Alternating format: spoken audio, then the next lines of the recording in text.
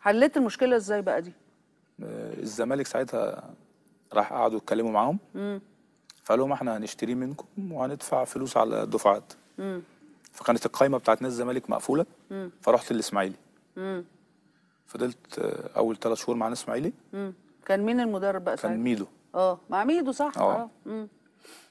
فميدو كلمني قال لي ان احنا عايزينك تيجي واحنا هنساعدك ان انت ترجع، لان كان بقالي 6 شهور ما بلعبش برضه.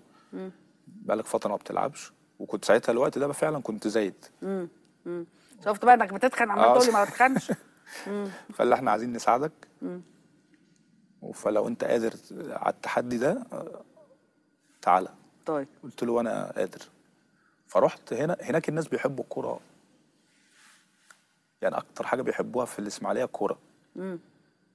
وانا اصلا كنت بحب الاسماعيلي وانا صغير، كنت بحب الاسماعيلي جدا عشان بيلعبوا كوره حلوه.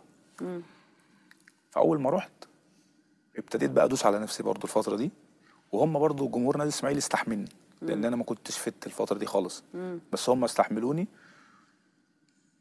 وابتديت واحده واحده اخش معاهم في الماتشات. بقيت كويس. فابتدى هنا جمهور الزمالك يقول لك لا، يرجع. فمجلس الاداره كلموني ورحت راجع الزمالك تاني. ما كملتش السنه مع الاسماعيلي، وانا واحد من الناس كان نفسي اكمل السنه مع النادي الاسماعيلي. بس ما كانت خلاص الاداره كلموا النادي الاسماعيلي فرجعت.